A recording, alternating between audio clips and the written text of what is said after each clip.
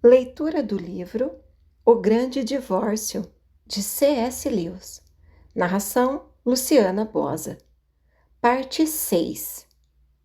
Capítulo 12.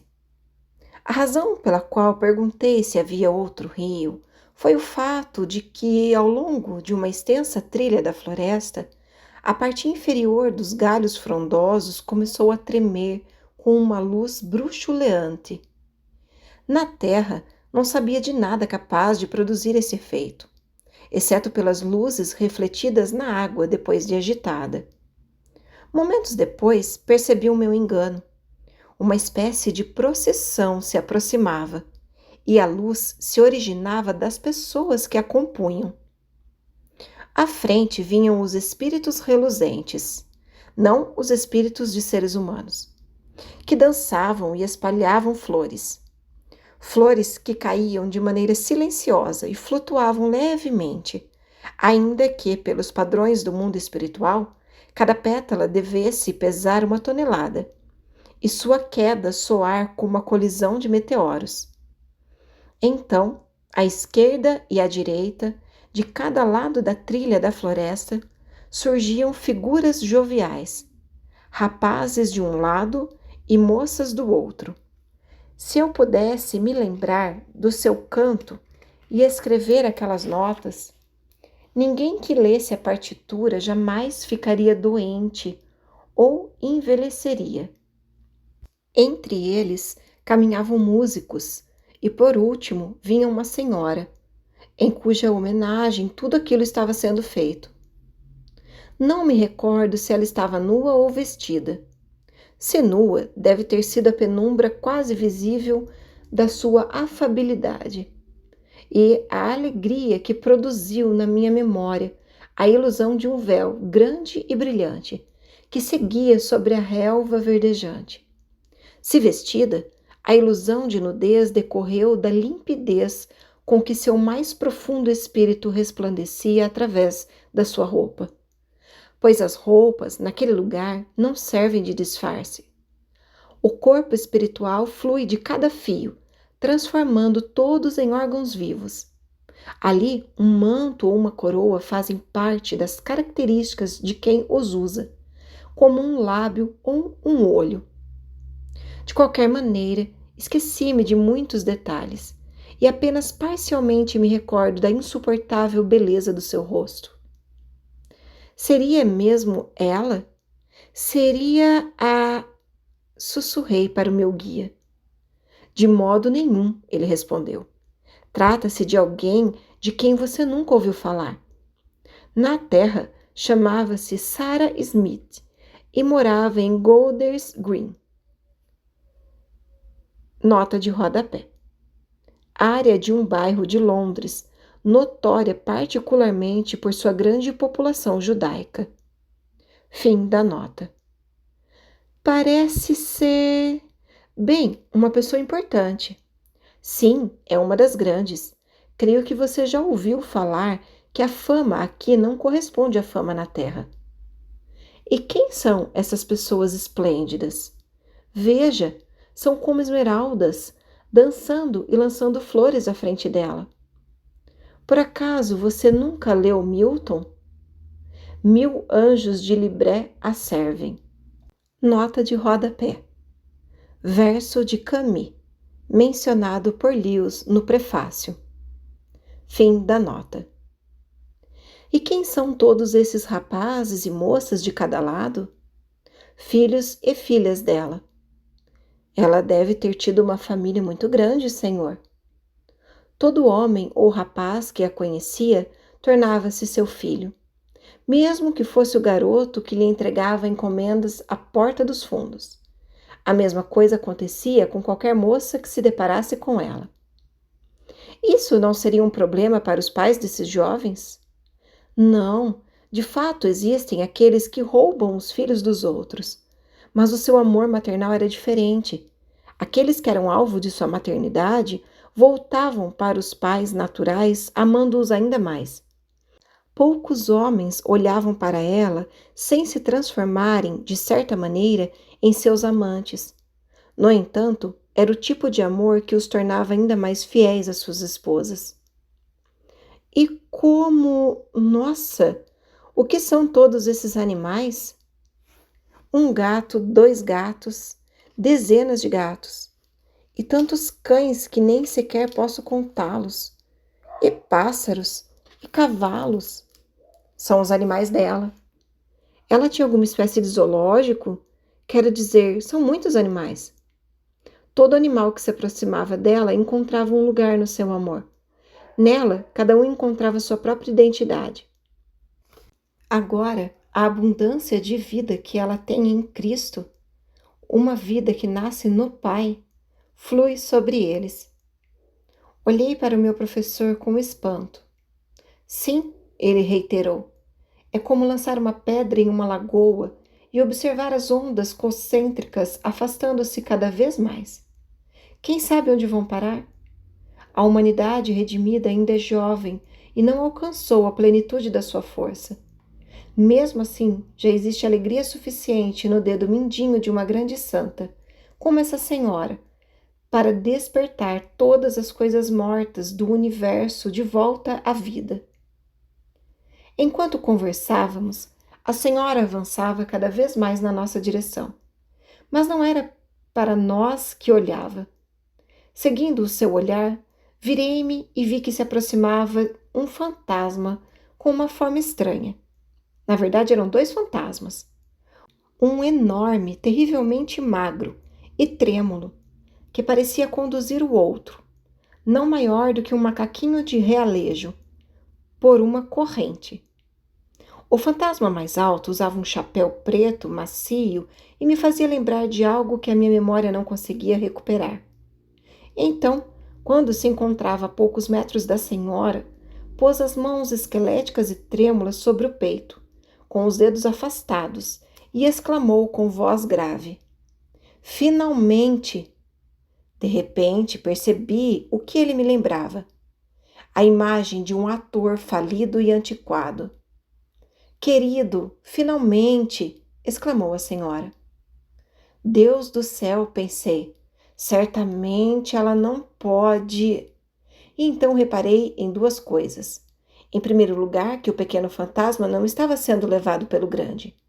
Era a figura anã que segurava a corrente e a figura teatral que usava uma coleira no pescoço. Em segundo lugar, notei que a senhora olhava apenas para o fantasma anão. Parecia pensar que o anão lhe dirigira a palavra, ou então ignorava deliberadamente o outro. Era para o anão que ela voltava sua atenção. O amor não resplandecia apenas do rosto da senhora, mas de todos os seus membros, como se fosse um líquido em que ela acabara de se banhar. Então, para minha surpresa, ela se aproximou e beijou o anão. Causava arrepios vê-la em contato tão íntimo com aquela coisa fria, úmida e encolhida, mas ela não se abalou. Frank, disse ela, antes de mais nada, perdoe-me. Peço perdão por tudo o que fiz de errado e por tudo o que deveria ter feito e não fiz, desde o dia em que nos conhecemos. Pela primeira vez, consegui ver nitidamente o anão. Ou talvez, ao receber o beijo da senhora, ele tenha se tornado um pouco mais visível. Pude distinguir traços do seu rosto quando era um homem. Um rosto pequeno, oval, sardento, com um queixo fraco e um bigode fino e falhado. O anão olhava a senhora de relance, mas não a fitava, já que observava o trágico pelo canto dos olhos. Então deu um puxão na corrente, e foi o trágico, não o anão, quem respondeu à senhora. Ora, ora, disse ele, não falemos mais sobre isso. Todos cometemos erros. Com essas palavras, surgiu em seu rosto uma contorção horrível, que me pareceu a tentativa de um sorriso complacente e brincalhão. Não falemos mais sobre isso, continuou. Não é em mim que tenho pensado todos esses anos, mas em você aqui, sozinha, com o coração partido por minha causa. Mas agora, respondeu a senhora ao anão, você pode deixar tudo para trás. Não torne a remoer o assunto. Tudo está acabado. Sua beleza reluzia de tal maneira que eu mal podia ver qualquer outra coisa. Sob aquela dócil repreensão, o anão a fitou diretamente pela primeira vez. Por um segundo, pensei que ele estava ficando mais parecido com um homem. Abriu a boca e preparou-se para falar ele próprio dessa vez. Mas, a decepção quando as palavras vieram. Sentiu saudades de mim? Resmungou com uma voz de lamúria. Apesar das palavras frias, a senhora não demonstrou qualquer estranhamento. O amor e a gentileza continuavam a fluir dela. Muito em breve, querido, você entenderá tudo, ela lhe assegurou. Hoje, o que aconteceu em seguida deixou-me alarmado. O anão e o trágico falaram em uníssono, não com ela, mas um com o outro. Repare, advertiram-se mutuamente, que ela não respondeu à nossa pergunta. Foi então que percebi que se tratava de uma única pessoa, ou melhor, que ambos eram os restos do que outrora havia sido uma pessoa. O anão tornou a balançar a corrente. Sentiu saudades de mim? Perguntou o trágico para a senhora, com um tremor teatral assustador na voz. Querido, respondeu a senhora, ainda fixando o olhar exclusivamente no anão. Fique tranquilo a respeito disso e de tudo mais. Esqueça tudo de uma vez por todas. Por um breve momento, pensei mesmo que o anão fosse obedecer. Em parte porque os contornos de seu rosto se tornaram um pouco mais visíveis. Em parte porque o convite da senhora, a alegria que emanava das profundezas do seu ser, como o canto de um pássaro em uma tarde de abril, parecia-me que nenhuma criatura poderia recusar. Contudo, o anão hesitou e, mais uma vez, falou em uníssono com o seu cúmplice. É claro que seria mais gracioso e benigno não insistir no assunto, disseram um ao outro. Mas podemos ter certeza de que ela repararia? Já agimos assim antes. Certa vez, deixamos que ela usasse o último selo que tínhamos em casa para escrever à sua mãe e não reclamamos, embora ela soubesse que nós também queríamos enviar uma carta. Pensávamos que ela se lembraria e perceberia como fomos altruístas, mas ela nunca se deu conta. Talvez houve aquela vez em que... muitas e muitas vezes. Então o anão puxou a corrente e... Não posso esquecer, clamou o trágico. Também não quero. Consegui perdoar tudo que os outros me fizeram. Já a tristeza que você me causou. Mas você não entende, argumentou a senhora. Não existem tristezas neste lugar. Quer dizer, respondeu o anão, como se essa nova ideia o tivesse levado a ignorar o trágico por um momento. Quer dizer que tem sido feliz aqui? Não é o que você queria que eu fosse? Mas não importa. Se você deseja a minha felicidade, declare-o agora. Do contrário, nem pense nisso. Surpreso, o anão olhou para ela. Era como se uma ideia inédita tentasse entrar em sua mente minúscula. Pude até notar que, para ele, havia certa doçura no pensamento proposto pela senhora. Faltou pouco para que largasse a corrente, mas então tornou a agarrá-la, como se fosse o seu salva-vidas. Olha aqui, temos de resolver essa situação, demandou o trágico, desta vez em um tom macho, de intimidação, usado para chamar as mulheres ao bom senso. Querido, disse a senhora para o anão, não há nada a resolver. Você não ia querer que eu fosse infeliz apenas por amor à infelicidade. Na sua perspectiva, eu só te amaria de verdade se fosse infeliz neste lugar. Mas, se simplesmente tiver um pouco de paciência, você verá que não é assim. Amor, disse o trágico, batendo com a mão na testa. Em seguida, em um tom mais grave. Amor, Você conhece o significado dessa palavra? Como eu não conheceria? Respondeu a senhora. Eu vivo na esfera do amor. Na esfera do amor, entende? Sim, agora eu amo de verdade. Quer dizer, disse o trágico, quer dizer que você não me amava de verdade nos velhos tempos? Apenas de uma maneira incompleta, respondeu ela. Pedi que você me perdoasse, e havia nisso um pouco de amor verdadeiro. Mas o que lá embaixo chamávamos de amor não passava de um profundo desejo de ser amado. Em geral, meu amor não era puro. Eu amava porque precisava de você. E agora? Indagou o trágico com um gesto banal de desespero. Agora não precisa mais de mim? Claro que não, replicou a senhora. Seu sorriso me fez imaginar como os dois fantasmas conseguiam não gritar de alegria. Que necessidade eu poderia ter agora que tenho tudo? Sinto-me plena e não vazia. Habito no próprio amor e não me sinto sozinha. Sou forte e não fraca. E você experimentará a mesma coisa. Venha e veja. Não teremos mais necessidade um do outro. Começaremos a amar verdadeiramente. O trágico, porém, insistia em manter sua postura dramática. Ela não precisa mais de mim. Não precisa. Não precisa. Repetia com voz embargada para ninguém em particular. Preferia, prosseguiu ele, mas agora distorcendo as palavras. Preferia vê-la morta a meus pés. Ao ouvir essas palavras, morta a meus pés, morta a meus pés. Não sei por quanto tempo a criatura pretendia continuar repetindo a frase, pois a senhora pôs um fim àquilo.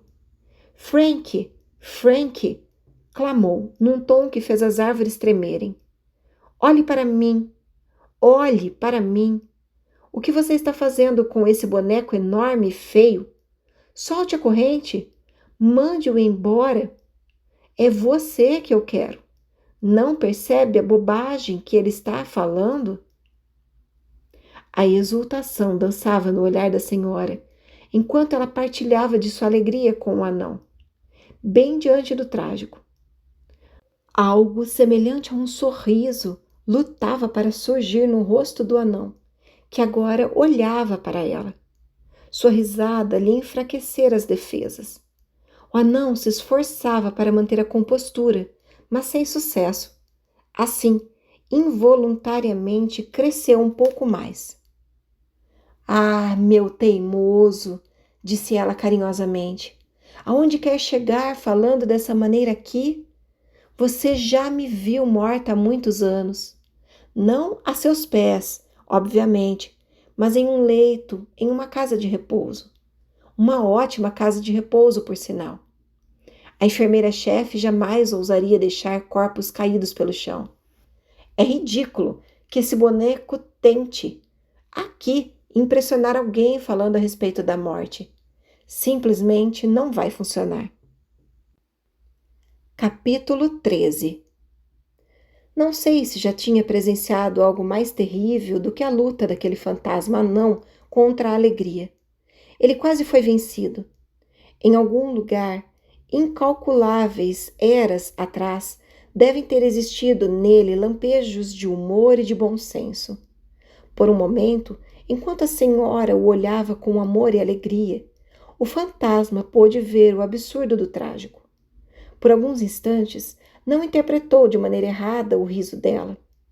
Em algum momento da vida, ele também deve ter compreendido que não há duas pessoas que achem uma a outra mais absurdas do que aquelas que se amam.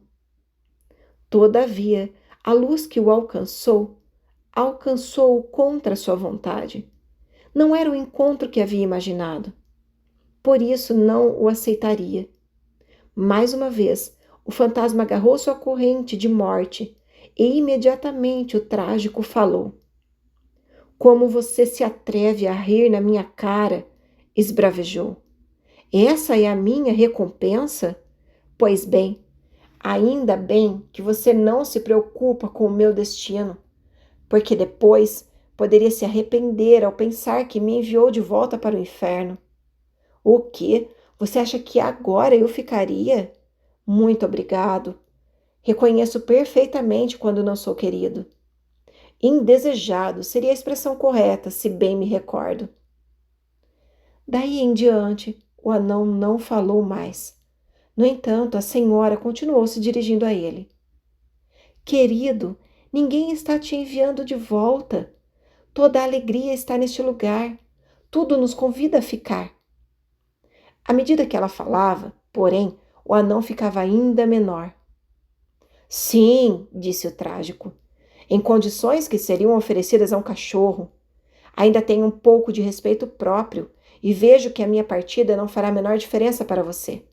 Você não dá a mínima para o fato de eu voltar ao frio e à escuridão, aquelas ruas cheias de solidão. Não, Frank, não, disse a senhora. Não deixe o boneco falar assim. Agora, no entanto, o anão estava tão pequeno que a senhora caiu de joelhos para falar com ele. O trágico recebeu as palavras dela com a mesma avidez de um cão quando pega um osso. Ah, não suporta ouvir isso? Gritou com um infeliz triunfo. Foi sempre assim. Você deve ser sempre protegida. Realidades sombrias devem ser mantidas fora da sua vista. Você pode ser feliz sem mim, me esquecendo. Não quer nem ouvir falar dos meus sofrimentos. Está sempre me dizendo não. Não quer que eu lhe diga coisa alguma. Não quer que eu a faça infeliz. Não quer que eu invada o seu pequeno, protegido e egocêntrico céu. E essa é a recompensa. A senhora se abaixou ainda mais para falar com o anão, que agora não passava de um vulto do tamanho de um gatinho, pendurado na ponta da corrente, com os pés fora do chão. Não foi por isso que eu disse não, respondeu ela. Quis dizer, pare de encenação. Isso não é bom. Está te matando. Solte esta corrente, ainda há tempo. Encenação! Gritou o trágico. O que você quer dizer? O anão estava agora tão pequeno que eu não conseguia distingui-lo da corrente na qual se agarrava. Por isso, pela primeira vez, não conseguia entender se a senhora se dirigia a ele ou ao trágico. Rápido, disse ela, ainda há tempo. Pare já, imediatamente. Parar o quê? De usar a compaixão de outras pessoas, da maneira errada. Na Terra, todos já fizemos isso algumas vezes. A compaixão deve ser um estímulo que leva à alegria, a ajudar alguém em necessidade, mas ela pode ser usada de maneira errada, como uma espécie de chantagem. Aqueles que optam pela infelicidade usam a compaixão para manter cativa a alegria. Veja, agora eu sei. Mesmo quando criança, você já agia assim. Em vez de pedir desculpas, ficava de mau humor no sótão, porque sabia que mais cedo ou mais tarde, uma das suas irmãs diria: não suporto imaginá-lo sozinho chorando. Você usava a compaixão delas para chantageá-las, e elas cediam no final. Mais tarde, quando nos casamos, não importa, apenas pare com essa atitude. E isso, exclamou o trágico, é tudo o que você pensa de mim, depois de todos esses anos. Nesse ponto, não sei o que sucedeu ao fantasma. Talvez tivesse subido na corrente como um inseto. Talvez a corrente o tivesse, de alguma forma, absorvido. Não, Frank, não aqui, insistiu a senhora. Ouça a voz da razão. Você acha que a alegria foi criada para viver sempre sob ameaça? Sempre indefesa em relação àqueles que preferem a infelicidade a terem sua vontade contrariada? Seria uma verdadeira desgraça. Agora eu entendo. Você sempre se fez de coitado e ainda pode continuar nesta condição. O que não pode mais fazer é transmitir a sua infelicidade. Todas as coisas se transformam cada vez mais naquilo que em essência já são. Neste lugar, há uma alegria que jamais pode ser abalada. Nossa luz pode engolir a sua escuridão, mas a sua escuridão não pode mais contaminar a nossa luz. Não, não, não! Junte-se a nós. Não vamos ao seu encontro. Será que você realmente achava que o amor e a alegria estariam sempre à mercê de caras feias e suspiros? Não sabia que o amor e a alegria são mais fortes do que os seus opostos? Amor? Como se atreve a usar essa palavra sagrada? Questionou o trágico. No mesmo instante, recolheu a corrente que já há algum tempo balançava inutilmente ao seu lado e, de alguma forma, desfez-se dela. Não tenho certeza, mas acho que a engoliu. Pela primeira vez, ficou claro que a senhora olhava para o trágico e se dirigia apenas a ele. Onde está o Frank? Perguntou. E quem é o senhor? Nunca o conheci. Talvez seja melhor ir embora. Ou fique, se preferir. Se isso o ajudasse e fosse possível, eu desceria com você até o inferno. Mas você não pode trazer o inferno até mim. Você não me ama, respondeu o trágico com uma voz fina, como o som emitido por um morcego. Agora era muito difícil vê-lo. Não posso amar uma mentira, replicou a senhora. Não posso amar algo que não existe. Estou na esfera do amor e dela não sairei. Não houve resposta. O trágico desapareceu e a senhora viu-se sozinha naquele canto da floresta. Um pássaro marrom passou por ela, saltando e curvando com as patas leves, a relva que eu não conseguia dobrar. Imediatamente a senhora se levantou e começou a se afastar. Os outros espíritos reluzentes foram ao seu encontro para recebê-la, cantando enquanto se aproximavam. A Trindade feliz é o seu lar. Nada incomodará a sua alegria. Ela é o pássaro que escapa de todas as redes, o cervo selvagem que salta todas as armadilhas. Como a galinha para com os pintinhos, ou o escudo no braço do cavaleiro, assim é o Senhor para a mente dela, na sua lucidez imutável. Monstros não a assustam no escuro, disparos não a amedrontam durante o dia. Mentiras disfarçadas de verdade atacam-na em vão. Ela vê através da mentira, como se fosse vidro. O germe invisível não lhe causará danos, tampouco o sol incandescente. 1000 não conseguem resolver o problema. 10.000 escolhem a vereda errada, mas ela passa em segurança. Ele envia deuses imortais para que cuidem dela, por todo o caminho que deve percorrer. Conduzem-na pela mão em lugares difíceis. Seus pés não escorregarão na escuridão. Pode caminhar entre leões e cascavéis, entre dinossauros e tocas de leoas. Deus enche o seu cálice com a imensidão da vida. Leva para ver o desejo do mundo. Nota de rodapé. Paráfrase de Salmos 91. Fim da nota. E ainda assim, confessei para o meu professor, quando todas as formas e cantos haviam se desvanecido da floresta. Não tenho certeza. Será realmente aceitável que ela não se deixe tocar pelo estado miserável de Frank, mesmo que se trate de uma miséria autoimposta? Você preferiria que ele ainda tivesse o poder de atormentá-la? Em sua vida terrena, Frank fez isso durante muitos e muitos anos. Creio que não. Qual o problema, então? Não sei, Senhor. O que algumas pessoas dizem na terra é que a perda final de uma alma contesta toda a alegria dos salvos. Mas você vê que não é esse o caso. Sinto que, de certa maneira, deveria ser. Soa muito misericordioso, mas veja o que se esconde por trás disso. O quê?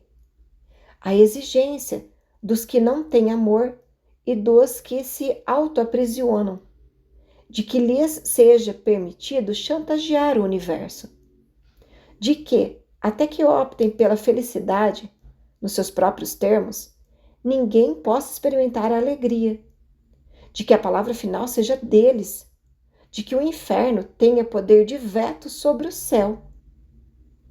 Não sei o que quero, Senhor. Filho, deve ser uma coisa ou outra. Ou chegará o dia em que a alegria prevalecerá e todos os criadores de desgraças já não poderão mais corrompê-la. Ou, para todo sempre, os criadores de desgraças poderão arruinar a felicidade que existe nos outros e que rejeitam para si mesmos. Sei que soa grandioso dizer que não aceitará qualquer salvação que deixe uma criatura sequer do lado de fora, nas trevas. Mas cuidado com esse sofisma. Desse jeito, fará do cão na manjedoura o tirano do universo. Nota de rodapé. Referência à fábula O Cão na Manjedoura. Nela, o fazendeiro enxota o cão, que deitado na manjedoura, não come o feno e impede que os bois o comam. Fim da nota.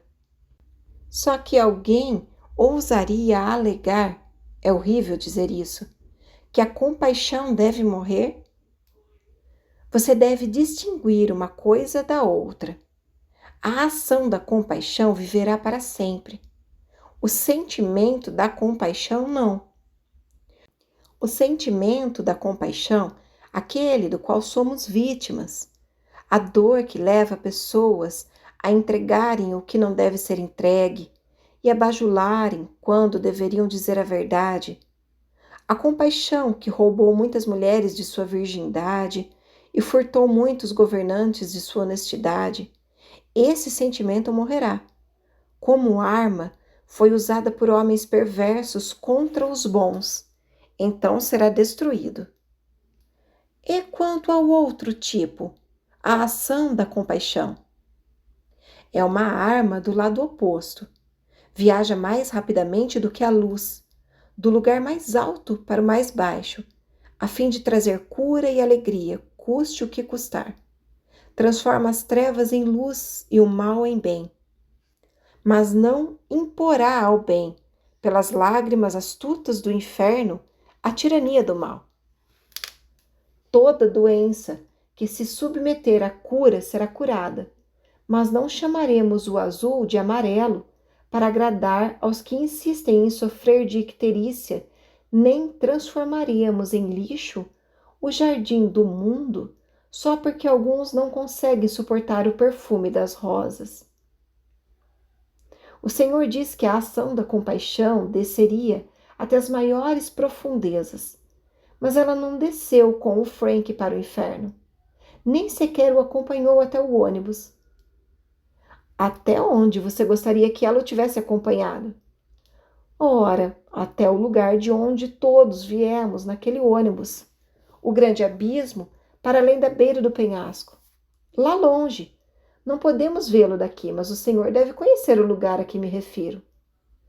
Meu professor deu um sorriso curioso. Olhe, disse ele, e a seguir se pôs de joelhos, com as palmas das mãos no chão. Fiz o mesmo. Como doeram os meus joelhos. E logo vi que ele havia arrancado uma folha de grama. Usando sua extremidade fina como um ponteiro, me fez ver, depois de eu olhar atentamente, uma fenda no solo, tão pequena que eu não seria capaz de identificá-la sem que ele a mostrasse. Não posso afirmar com precisão, continuou, que você veio desta fenda. No entanto, se veio por outra, sem dúvida, não foi por uma maior do que esta abertura. Mas, hesitei com uma sensação de perplexidade que beirava o terror. Vi um abismo infinito e penhascos que se elevavam cada vez mais. Em seguida, vi este lugar no topo dos penhascos. Sim, mas a viagem não foi uma mera locomoção. Aquele ônibus e todos dentro dele aumentaram de tamanho. Nota de rodapé. Também aprendi sobre essa forma de viagem com a cientificção. Ficção científica. Fim da nota.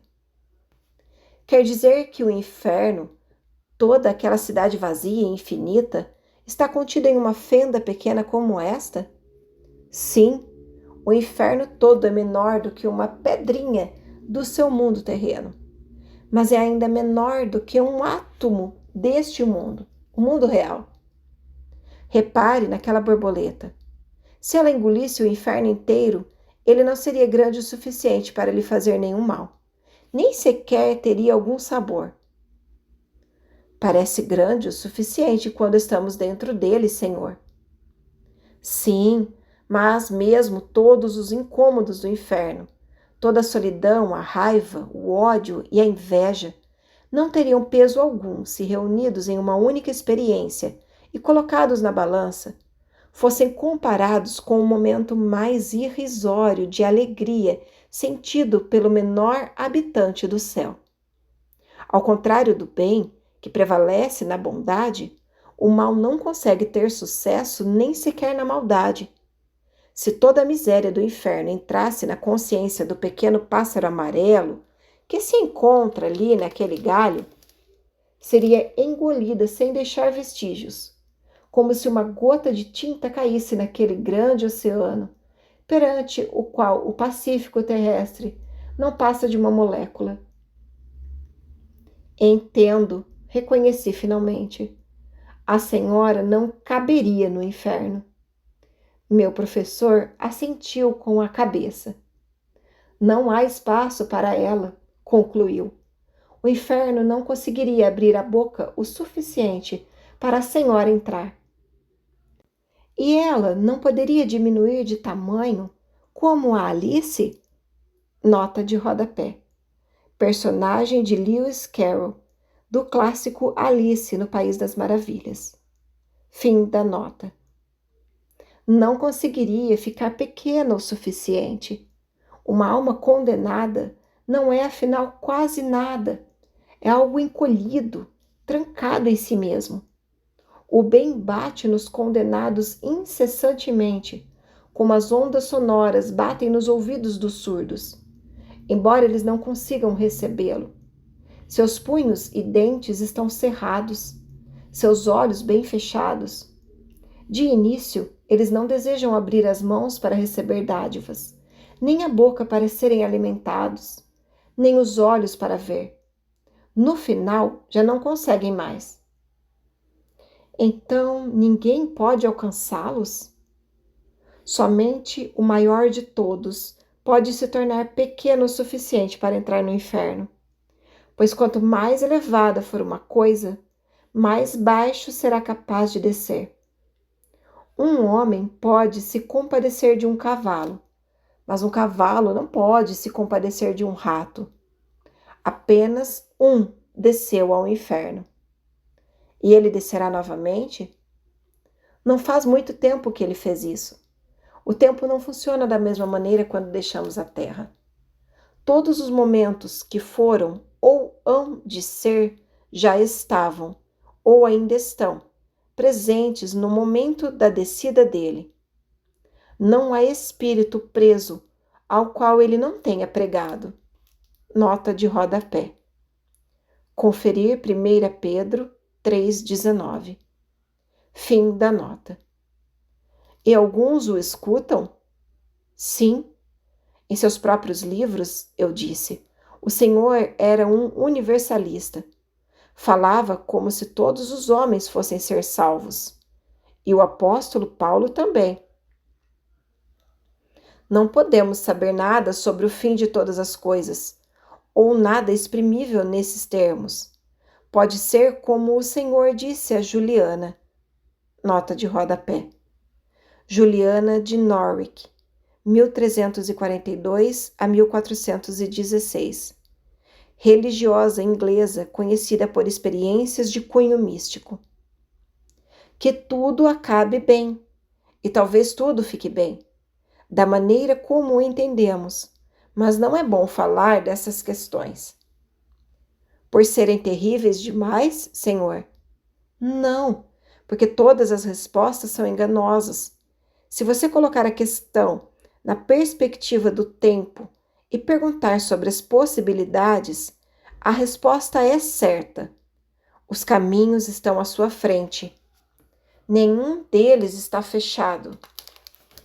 Qualquer um pode escolher a morte eterna, e aqueles que fizerem essa escolha a terão. Mas se você pular para a eternidade, se tentar ver como será o estado final de todas as coisas, pois é isso que deseja saber.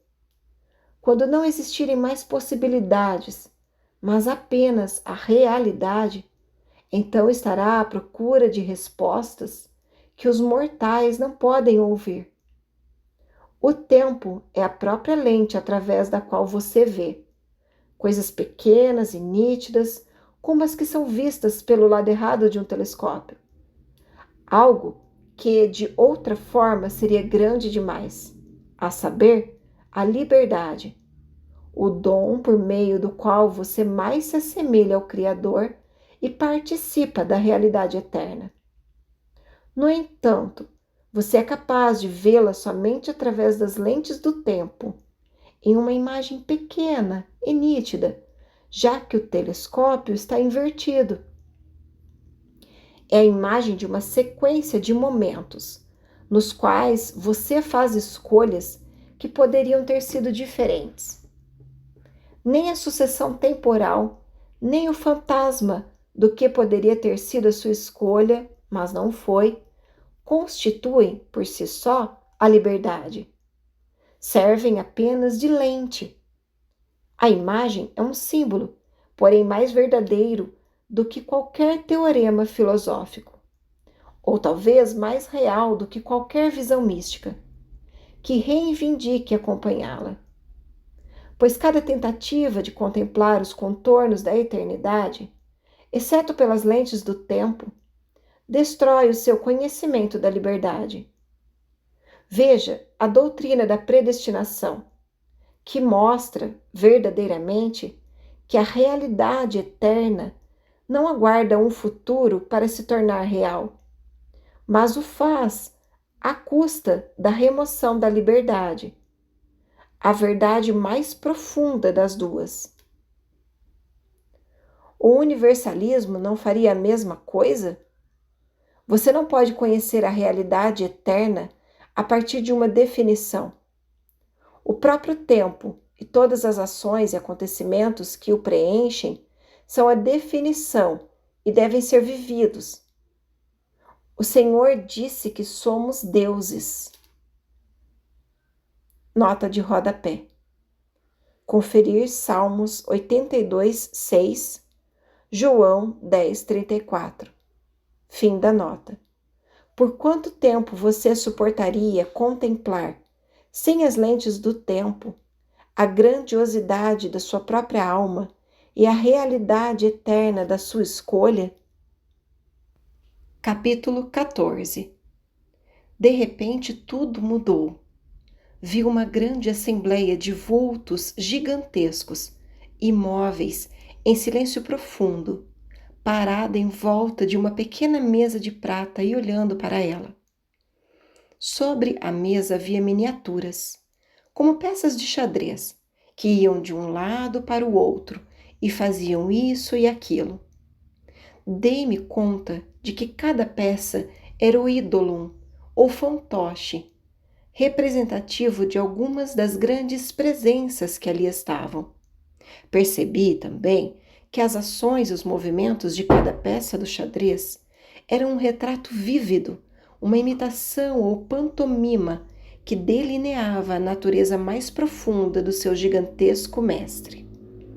As peças de xadrez simbolizam os homens e as mulheres da forma como aparecem para si mesmos e uns para os outros neste mundo. O tabuleiro de prata é o tempo.